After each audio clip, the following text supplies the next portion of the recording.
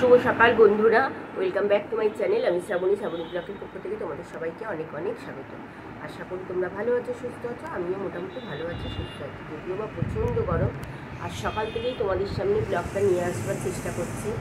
আমি কি করছি সকালবেলায় উঠে, সকাল সকাল তো উঠে পড়েছে। কালকে এসিতে শুয়েছিলাম, ভীষণ ঠান্ডা লেগেছে, গলা ব্যথা হয়েছে।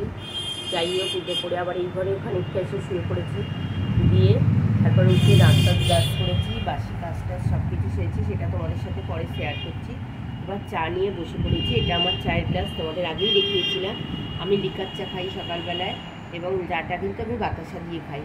লিকার চা বাতাসা দিয়ে করে নিয়েছি। আর সঙ্গে আমার মতন কেটে ভালোবাসি। কাল রাত্রিরে যেহেতু লুচি হয়েছিল, তাই জন্য 4টে লুচি সরিয়ে রেখেছিলাম, মেয়ের দুটো আমার দুটো। চা দিয়ে আমরা ভীষণ ভালোবাসি মা মেয়ে খেতে। এটা আমাকে কিন্তু জানিও তোমরা কমেন্টসের মাধ্যমে, কে কে আমার মতন লুচি আর চা খেতে ভালোবাসো। চলো চাটা খেয়ে নিই তাহলে, দেরি না করে। এরপর কী কাজ করছি সেগুলো আমার সঙ্গে থাকো, আমার সাথে থাকো, দেখতে থাকো। দেখো বন্ধুরা, তোমাদের দাদাভাই এখনও ঘুমোচ্ছে, আর ঘরে এসি চলছে, তার সাথে পাখা চলছে। দেখো তোমাদের সামনে তুলে ধরলাম। ঘরটা অন্ধকার, লাইট জ্বালাতে পারিনি, লাইট জ্বালালেই সে ঘুম থেকে উঠে পড়বে। সুতরাং আমি অন্ধকার অবস্থায় তোমাদের দেখালাম। এদিকে কম্বল গায়ে দিয়েছিল, তারপর একটু আগেই দেখলাম কম্বল আবার নিয়ে ওইখানটা সরিয়ে রাখলো। দেখো পুরো কম্বল ঢেকে এসি চালিয়ে পাখা চালিয়ে ঘুমোচ্ছে। কখন উঠবে জানি না, ডাকতেও পারি না, কারণ যতক্ষণ ঘুমোয় ঘুমোক, জানোই তোমরা হার্টের পেশেন্ট, ওই কারণের জন্যে। কিন্তু আমাকেও তো ডিউটি বেরোতে হবে, কাজ ছাড়তে হবে সমস্ত কিছু। তার মধ্যেই যতটা পারলাম কাজ ছেড়ে নিলাম। সকালবেলা বাসি কাজ অনেক থাকে। এই ঘরের বিছনার অবস্থা দেখো, মেয়েও শোবে, দেখো অবস্থা।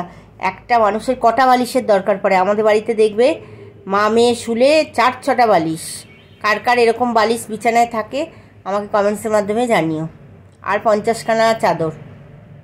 আর হচ্ছে দেখো, মোটামুটি আমি ঘর দোয়ার পরিষ্কার করে নিয়েছি, বাসন মাজা হয়ে গেছে। রান্নাঘরটা আমি মোটামুটি আগের দিনকেই রাত্রিরে পরিষ্কার করে রাখি, তাও সকালবেলায় উঠে একবার মোছামুছিটা করে নিই।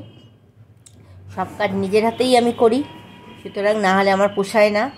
যার জন্যে চা তো হয়েই গেছে। মেয়ে চাটা খাইনি বলে মেয়ের চাটা রেখে দিয়েছিলাম, কারণ আজকে সোমবার, ও বাবার মন্দিরে জল ঢালতে যায় বাড়ির সামনে, সেখানে জল ঢালতে গেছিলো। তারপর দেখো তোমাদের দাদাভাই উঠে গেছে, বিছনাপত্র সব পরিষ্কার করে গোছাগাছি করে নিলাম, নিয়ে ঘর দুয়ার মুছে পরিষ্কার করে সকাল সকাল তোমাদের জগন্নাথ বলরাম সুভদ্রাকে দর্শন করালাম। দেখো জগবন্ধুকে, আমার কি সুন্দর জগবন্ধু তোমরা দেখো। আর সব কাজ মোটামুটি নিজের হাতে সেরে নিলাম, ঘর দুয়ার পরিষ্কার করে মোছামুছি করে ঝাড়াঝাড়ি করে।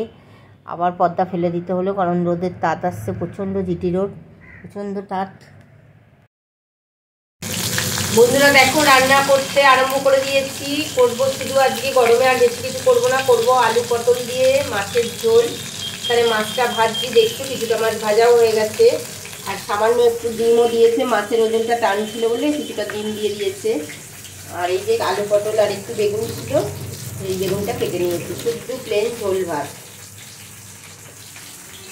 আর ভাত এখানে বসিয়ে দিয়েছি, ভাত কিছুটা আছে, ওই জন্য অল্প করে বাটি সাইজে ভাত বসিয়েছি।